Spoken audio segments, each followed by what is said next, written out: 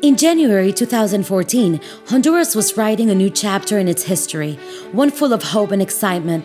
Juan Orlando Hernandez, the candidate who promised in his political campaign that he would do whatever he had to do to return peace and tranquility to the most violent country on earth, the one who promised a better life for his people, assumed the presidency. In record time, the promises began to come true. With specific and efficient strategies, we stopped being the most violent country. Crime and drug trafficking was fought as it never had. For the first time, drug lords were extradited. A brave and historical measure that no government before had dared to take. Situation that stopped the country from being the main drug bridge between South and North, and that led to a drastic reduction of the violence rates. Efforts were made on security and prevention, supporting communities that were dominated by gangs. As a whole, changes were made in infrastructure, attention, and 200 parks were constructed in the country. The institutionalism of the security forces was strengthened. New were created, and mainly the national police, that had been a victim of infiltration by the organized crime, was debugged. Today, we have a new, professional, equipped and respected police for the Honduran citizens. After the international organisms condoned the country's external debt and destined funds to eradicate poverty, which was never accomplished, the country had to restructure, organize the finances. Today there's a healthy macroeconomy with rates that had never been set for the country by the international risk assessments. The country has a good name internationally. This reduces into progress for the population and an economic growth, one of the highest of the region.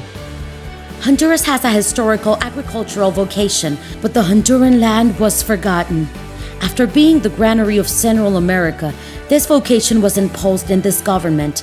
The agricultures were given technical and financial support to the lowest rates, a support they had never received before. Coffee consolidated as the biggest export product of the country, with support dedicated to small producers, leading us to be the fifth exporter worldwide with high-quality coffee. The transformation the country has had in infrastructure profiles us thanks to our geographical location as a logistic hub of the Americas. We settled the basis of development for the next 50 years. We accomplished a dream of more than 200 years, connected the Pacific and the Atlantic with a dry corridor just in the middle, the modern Palmerola Airport. We consolidated Puerto Cortes with new technology and reconstruction, one of the principal ports of the region, and the Amapala port is now processed. This makes us competitive at global level and places us in the eyes of the whole world to move loads between both oceans in a few hours. The connectivity of the whole country improved with the construction of highways that were forgotten for years and years. We modernized and approached the government's attention services to Hondurans with the construction of the Civic Center, the most modern facilities of the region that saves millions of lempiras on rents. Airports and local runways were renovated and built to promote tourism. We work on increasing the local and international tourism. New airlines arrived, cruises, new destinations were supported with the creation of different tourism districts, boosting employment in the weak zones.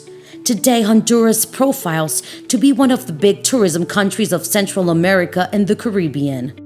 The access to housing in our country had become into something impossible for the Honduran families, who mostly used to rent in every sector of the society, from the lowest sectors to the highest ones. With a well-implemented strategy, we started to change history.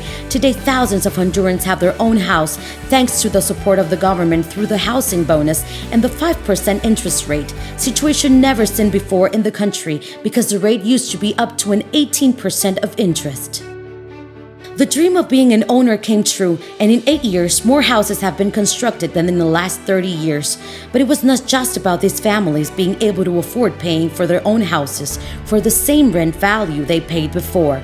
There's a seed sown by this government, a dream of the president since he was little, from a small community that was forgotten before, where he saw, while growing up, the injustice of many countrymen that live in difficult conditions, and from that place started the program that changed forever the social attention system of the country, Vida Mejor, Better Life, a program that has given more than 10,000 homes to people who would never have the opportunity of having a ceiling, a floor, and a dignifying place to live. Vida Mejor, Better better life has changed millions of lives because what was born transforming homes with small changes became into the livelihood of entire families, promoting entrepreneurship with seed money and professional trainings, generating self-employment and thousands of employments in the social economy that generates more than 70% of all the jobs in the country.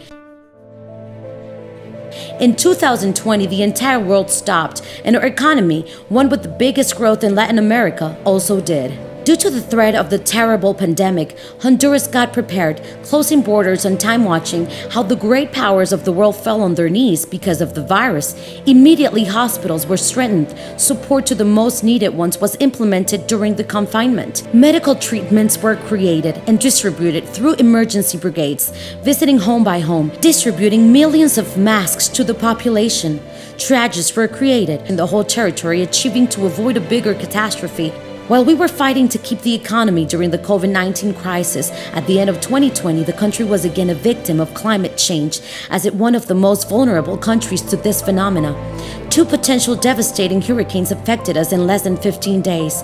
This destroyed a big part of our already destroyed by the pandemic productive means and left thousands of Honduran homeless. According to CEPAL, the losses were of $2,100 million, which is the equivalent to the 9.2% of the gross domestic product. We were hard hit, but we didn't give up. We served the affected Hondurans with humanitarian kits. We elaborated a national reconstruction plan, which is now building homes for those who lost it all. In a short time, we cleaned roads, removed rubble, enabled highways and bridges, and we were still working on recovering. We Hondurans are not easy to defeat. The reconstruction process moves non-stop. Despite the pandemic and the hurricanes, our projected economy growth is the second in the region. Because of the worldwide vaccine crisis, the right and necessary arrangements were made. Our inoculation process is running fast. Today, there are vaccines for everyone, and in record time, we have inoculated more than 50% of the population with 1 dose and 30% with both doses. We have started the application of a 3rd one. In 2013, Honduras was on its way of becoming a failed state. With a lot of effort, work, dedication, and a great love for the homeland, we haven't given up.